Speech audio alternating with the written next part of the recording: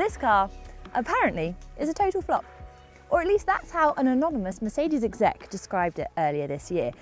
And you're probably thinking, well, it's because it's overweight, it hasn't got any towing ability, it's got an inefficient drivetrain and compromised utility, and all of those reasons are to blame. But I think the answer is a little bit more nuanced than that. And I'm here to tell you, or at least those of you who are still here and haven't clicked off in utter disdain at this particular variant's £175,000 price tag, that this is not worth your money. But perhaps it is worth your guilty pleasure because something is telling you that you secretly love this car too.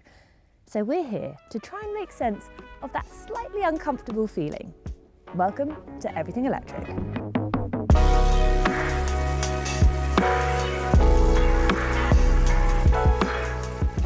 Our 3 free YouTube channels on EVs and clean energy tech are funded by our fun-packed test drive-tastic events in the North, West and Greater London and events down under. Next up, Everything Electric Sydney 2026. Plus, check out everythingelectric.store for merch and much more. Back to the episode.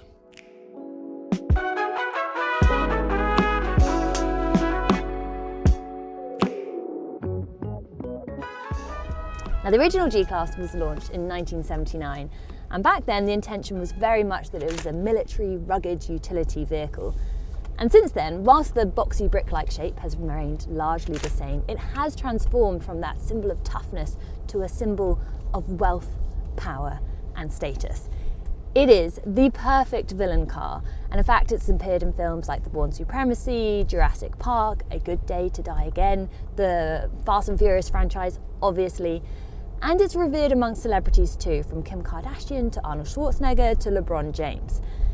And since 1979, it has made 600,000 of these vehicles and 200,000 of those just in the past 5 years. Now this one, the electric version, or more specifically the Mercedes G580 with EQ Technology, was launched late last year in 2024, and it has been on sale this year in 2025. And those sales have been poor, really not good at all.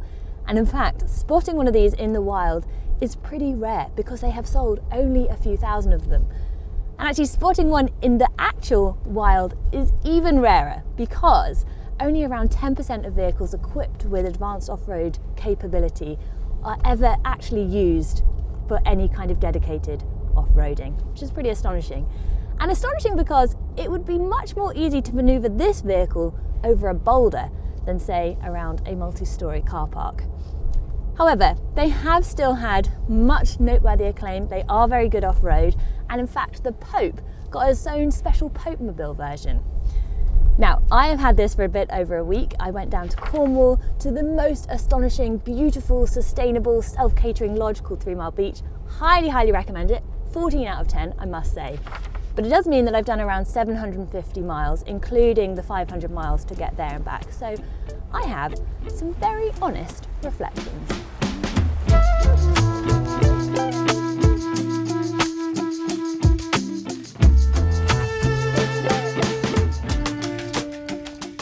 So, starting with the things that I really love, and of course, we should start with the interior because it's gorgeous. Of course it's gorgeous. If you're spending £175,000, you would expect nothing less. And it does have that sense of real, well-thought luxury. This particular version, we've got Napa leather seats in a truffle brown. They're gorgeous, they're very in fashion at the moment. And we have an open pore natural walnut wood trim finish, which again is absolutely gorgeous. There are also some beautifully machined buttons and sort of knobs and things, which again just have that absolutely gorgeous feel to them. Now, I personally really love the seats. They have the right level of squish. The massage is great. It's the right level of firm. It also does the thing where it even pummels your bottom, which is nice after a long drive. Any car in which the seat adjustments are on the door, I think is so sensible because it's nice to see intuitively what you're adapting rather than finding the seat controls at the side where you can't see them. But then there are some other things that are just really lovely surprise and delight features. So, for example, when you turn on the heated or cooled seats, not just the seat heats or cools, but so too do the arms. So this bit heats up, this bit heats up. Now that is good and it is really nice, but it does make you kind of sit like this, which for me and someone of my sort of height feels a bit kind of unnatural, but nice nonetheless. And it's not just additional arm warming that you get either. You can in fact heat and cool your cups here. By pressing this button, either it will cool the surface down, if you press it again, it will heat the surface up. Just a really nice little nod, probably very unnecessary, but I like it all the same. Some other bits and bobs as well. So infotainment, 10 out of 10 for infotainment, I must say. So in the comfort area, you can turn on your massage seats. I would prefer that if that was one single button, but it's fine. But you can also adjust the ambient lighting, and this has a really peculiar effect because if you select a warm lighting profile right now, I have Venice Pink. It's a really nice warm colour, and that does make the interior feel that much more warm. It's phenomenal how if you change it to a blue or to a cold colour, it does feel colder. And in this car, because it is not the most efficient thing in the world, actually if you can trick yourself into thinking that you're warmer than you are, that is going to save you some miles on your range. So a nice little bonus there, not necessarily how they intended it to be used. Now, the other thing here is that the sound system is absolutely fantastic. This has a Burmester 3D surround system. It sounds brilliant. When we drove to Cornwall, we were listening to Journey Through Time, to the series on the Guy Fawkes incident. Fun fact for you, Guy Fawkes chose a fake name, John Johnson. What a ridiculous fake name. However, the sound system was brilliant and we were totally absorbed in that story, and that is just precisely what you want for those long journeys. Really, really crisp, deep, beautiful sound. There is also this trackpad, which means that you can control all of the menu features from within here.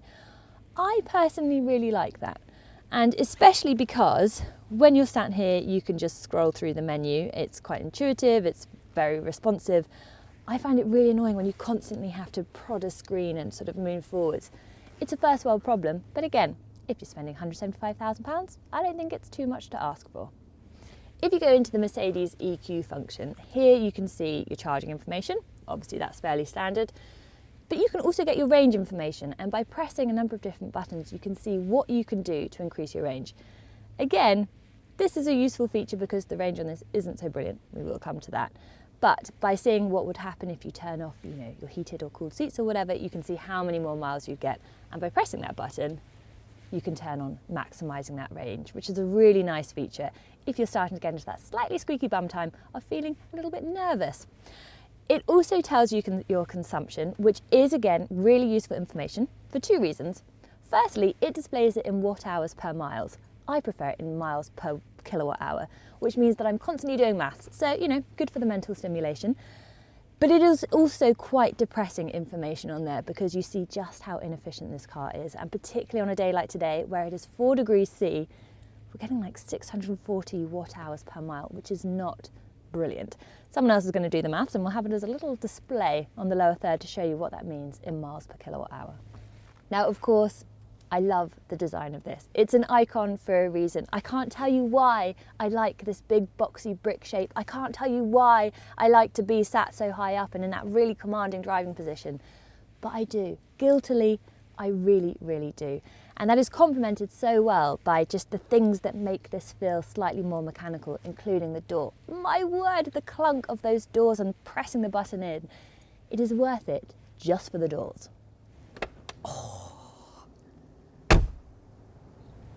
Things I do not love.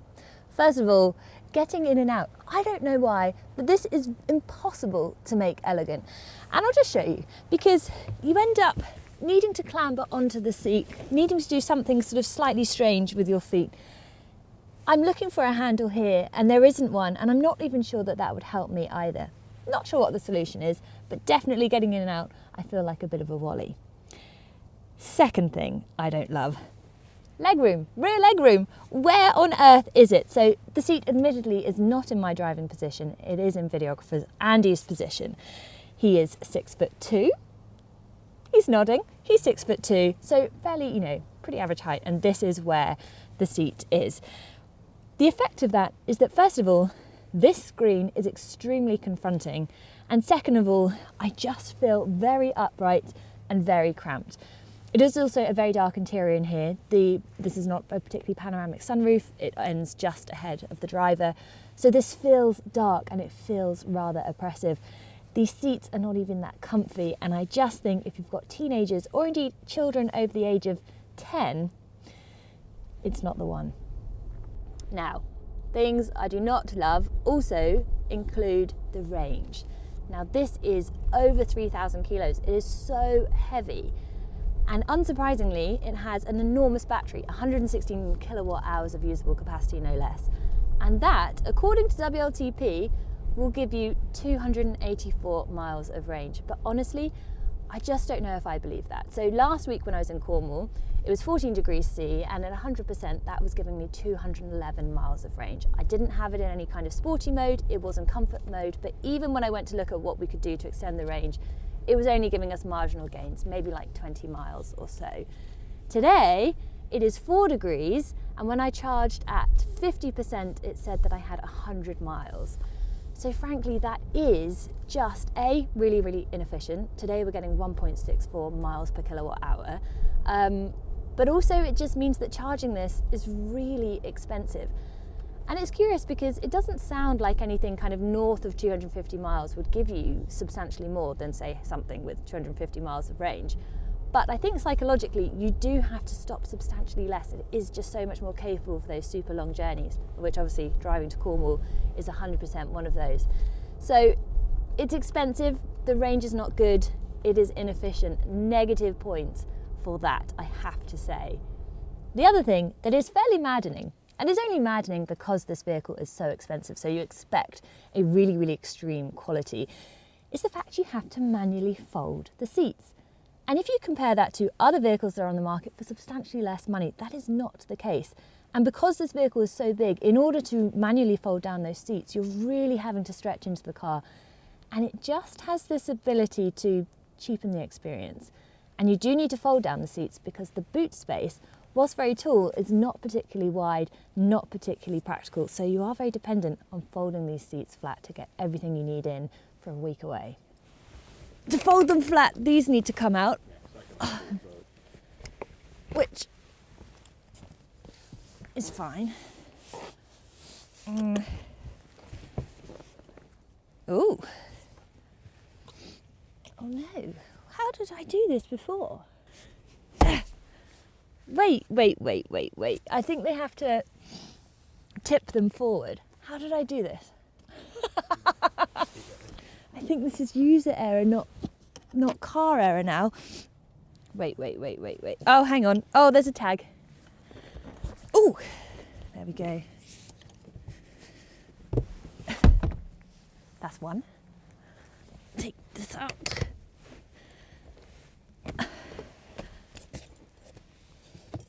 Pop that there. What? Oh no. See, what do I do with these?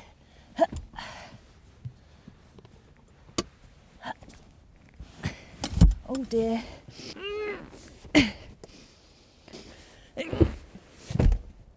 There you go, seamless. In some cars where you pay substantially less money, you just press a button. You don't have to do any of this gubbins. So negative points for that. Now there are things that I do like about the drive. So for example, the ADAS features are brilliant. The adaptive cruise control, lane keep assist, all brilliant. And even the ability to turn them off is very intuitive. So for example, the speed limit little noise that it makes, you can turn that off by just holding down the volume down button, which I think is just a very intuitive thing to do. And it's also like a bit like saying, shh, stop bothering me. So I like that, plus points for that. There is also this kind of gentle rumble and roaring, which isn't too obstructive. I like that noise. When you turn on the G roar, however, which is sort of simulating engine noise, less of a fan of that. It just seems a bit gimmicky to me.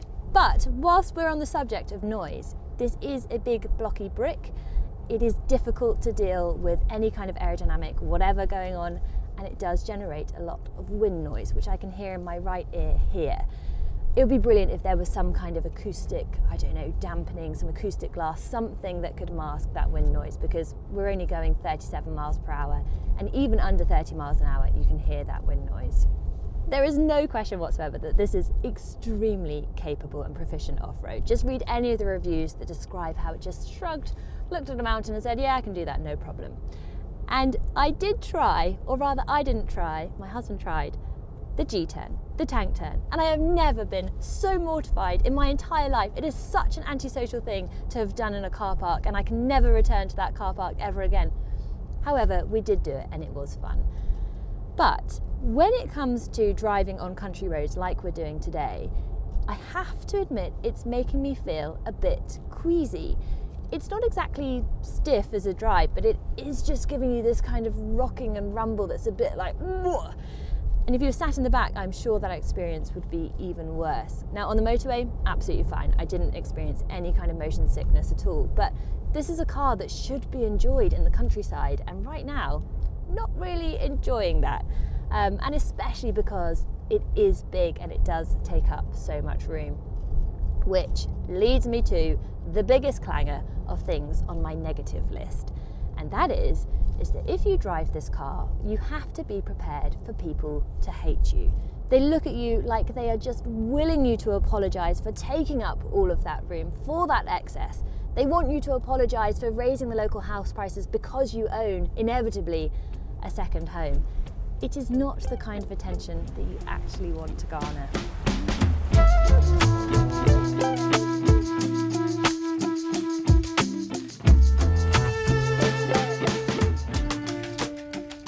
So, if we assume that we are all guiltily in search of a big car, what else might be in our hypothetical shopping baskets? Well, I guess it depends what you're after. If, for example, it's tank turns, then maybe you'd also be considering the Hummer or the R1S or even the Yangwang U8, although granted that last one is of course a range extended electric vehicle. In which case, for this, you're spending about £50,000 more, all in order to get the history of the G-Class and the legacy of the Mercedes brand. If indeed it is in fact fancy pants, pure excess that you're after, then maybe you'd be considering an electric Maybach or indeed a Lucid Air Sapphire. Again, in that instance, you'll be paying a similar price, but getting less range. Then of course there's versatility, in which case you'd probably also be considering the Hyundai Ioniq 9 or the Kia EV9. In which case with this, you're spending more than double to get 100 miles fewer range per charge and more grumbles about rear legroom. But of course, buying a car is never a completely rational purchase. And your decision always comes down to where you want to sit on that fanciness versus efficiency scale. And efficiency, of course, that's dependent on what that means to you, be it in the traditional sense of miles per kilowatt hour, or how efficiently you can pack everything that you need to get into the car. And in that instance, for me, this car would sit bottom right and the Kia EV9 would sit top left. Despite everything that I may have said about this car, I still love it. I still don't want to give it back tomorrow. But the problem is that I just can't imagine actually parting with your real life money in order to own it. And that is a problem that I've tried to rationalise with a Venn diagram, naturally. Now the thing is with your OG G-Class drivers, they're all about the roar of the V8 engine, something that, a synthetic G-Raw sound system just simply isn't going to be a suitable substitute for. They're around the status, the symbol that these cars represent. They are a totally irrational purchase. And meanwhile, your luxury EV driver is all around range, quick charging, an 800-volt architecture, around versatility, that deep, deep daily practicality that probably prioritises space over exuberant utility. And the space in between these two groups, this overlap in the Venn diagram, is where the G-Class, the electric G-Class, exists. The space where the most excessive EV tech exists, where there's a weird amount of tank turns, and also the Popemobile too. Now, even though the electric version of this G-Class offers a greater wading depth than its internal combustion engine counterpart, it also offers greater control because of the quad motors versus the 3 mechanical locking differentials. It's still going to always be perceived as a compromise. Lower clearance, smaller boot, no towing. And simply speaking, you're not going to win the EV argument with compromises.